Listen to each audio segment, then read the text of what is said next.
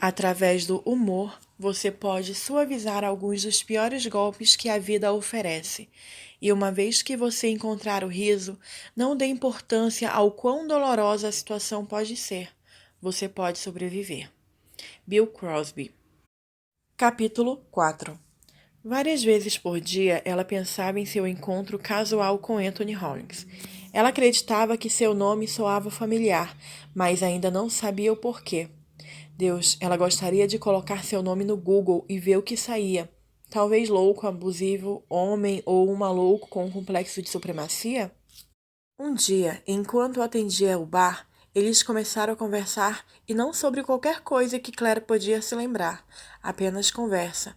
Ele era atencioso e encantador, seus olhos a hipnotizavam, mas não com medo como faziam agora. Era mais como um puxão. Sua política era não ver os clientes socialmente. No entanto, por alguma razão, quando ele a convidou para uma pequena cabine após seu turno, ela aceitou. Em retrospectiva, Claire acreditava que ela estava segura, ainda estando no Red Wing. Uma vez lá, eles conversaram e beberam um pouco de vinho. Em algum momento, ele tinha um guardanapo e falou sobre ajudá-la a conseguir um emprego. Era algo sobre o canal do tempo. Definitivamente não era isso. Lembrou-se de assinar um guardanapo, mas ele não. Parecia inofensivo. Ela não conseguia se lembrar o que estava escrito no guardanapo. Eles não discutiram isso novamente enquanto eles compartilhavam mais algumas taças de cabernet. Depois disso, ela foi para casa sozinha. No dia seguinte, ela dormiu, comprara mantimentos que agora apodrecem em sua geladeira e trabalhara no seu turno final. Se ela soubesse que esse seria seu último dia de liberdade, ela teria gasto ele de uma forma mais produtiva, visitando amigos, desfrutando de uma multidão no shopping ou ligando para a irmã. Claire perguntou se Anthony tinha voltado para o bar naquele dia. Ela achava que não, mas lembrou-se da ligação dele. 17 de março, cerca de uma semana antes. A mudança de Claire terminou às 6, o que foi bom. Ela queria sair antes que a multidão de férias batesse no Red Wing. A cerveja verde ansiosamente aguardava os patronos irlandeses que no dia de São Patrício vinham todos. No dia anterior, quando Anthony Hollins ligou para o Red Wing, Claire ficou chocada. Ela realmente não esperava ouvi-lo novamente. O convite veio quando os lugares no bar estavam começando a encher. Seu chefe não gostava de chamadas pessoais nos horários lentos do dia, muito menos nos de pico. Olá, aqui é Claire. Posso te ajudar? Boa noite, Claire. Seu coração pulou uma batida, reconhecendo de imediato a voz rouca profunda que acompanhava o homem de olhos escuros e cabelos escuros. Anthony? Primeiro uma risada, então... Estou impressionado. Você tem uma memória maravilhosa para vozes. Bem, sim, quando acompanho pessoas como você. Obrigada, eu falo com as pessoas para uma vida. Estou surpresa que você ligou. Esqueceu alguma coisa ou deixou algo? Bem, sim e não. O gerente caminhou em direção a ela. Ela cobriu o telefone e sussurrou. Cliente de ontem à procura de alguma coisa. Ele virou-se e caminhou até a cozinha. Ok, se você me deixar saber o que é, eu posso procurar em volta e te ligar de volta. Primeiro, deixe-me ver o seu número. Você definitivamente tem o meu número. Primeiro, eu acho que você deveria saber o que eu deixei. Claire esperou impacientemente. Ele parecia misterioso, mas havia pessoas à espera. Finalmente ele disse: Você, Claire. As faces de Claire coraram. Como? Eu estive pensando sobre você e ficaria honrado se você concordasse em me acompanhar para jantar. A mente de Claire se mexia. Ela tentou pensar, mas o bar foi enchendo de patronos, todos olhando para ela procurando por serviço.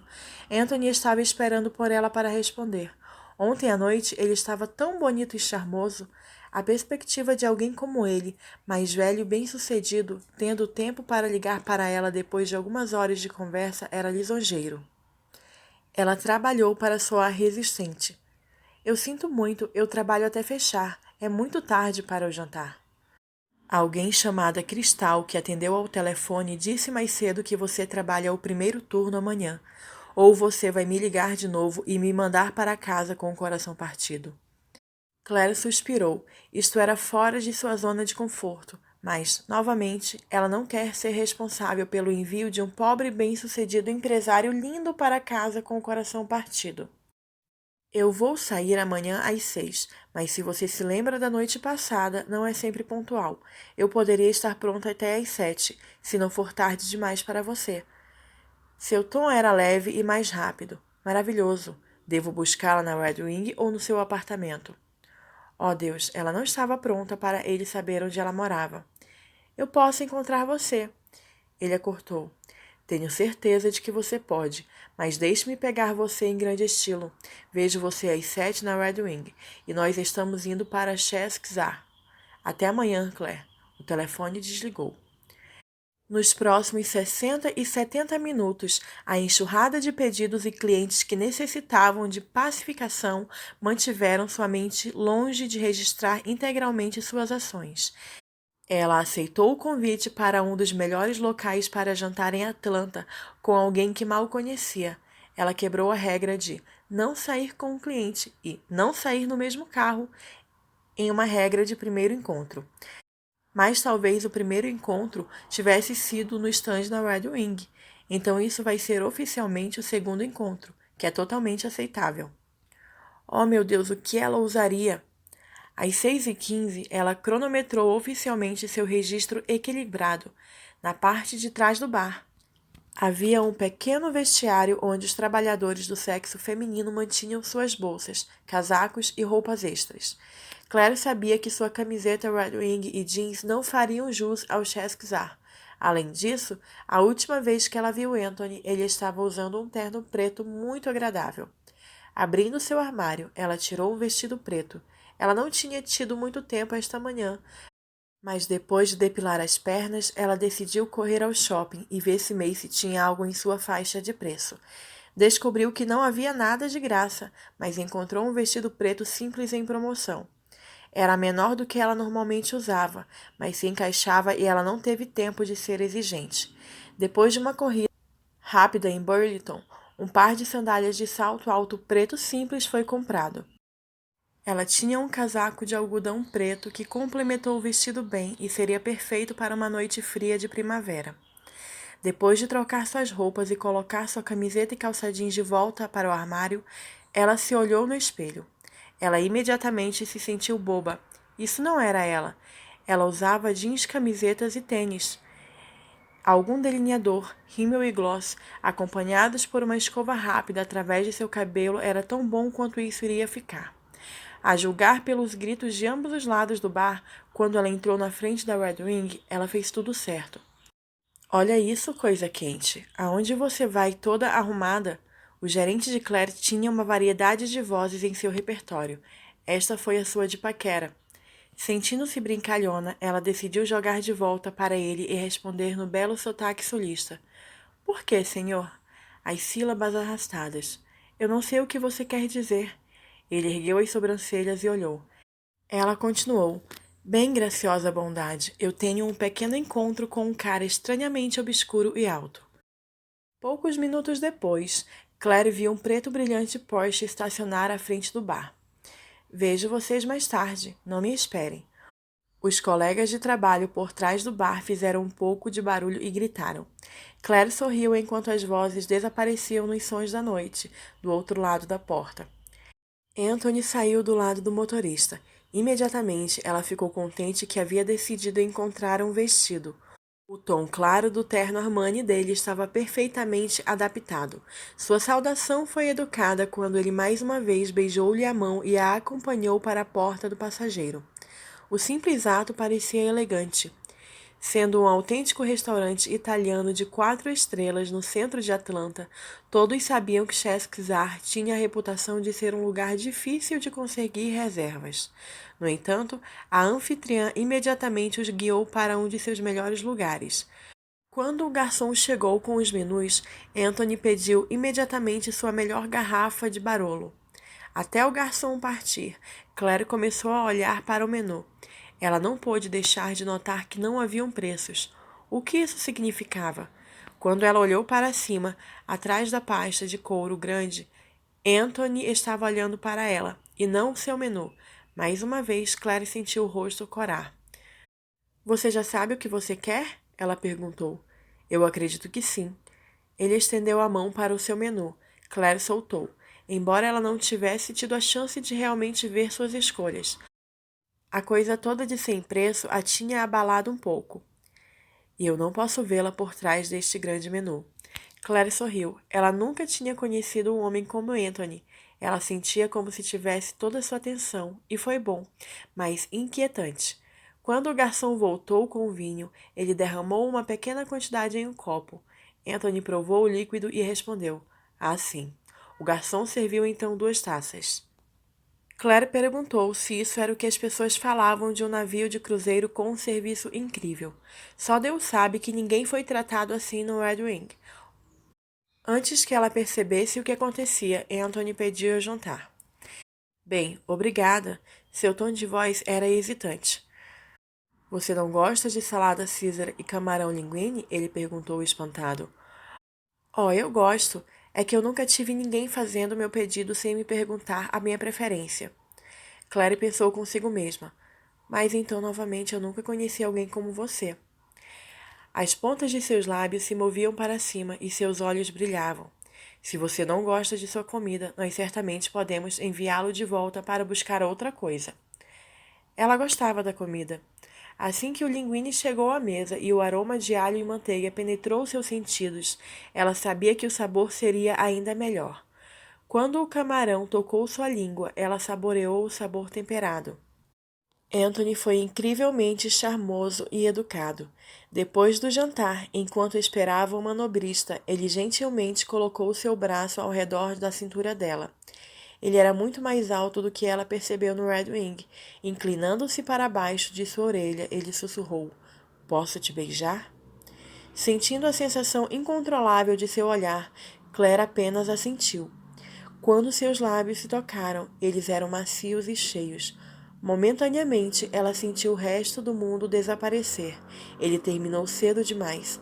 Quando ele se afastou do contato, Anthony sorriu e Claire sentiu as bochechas corarem.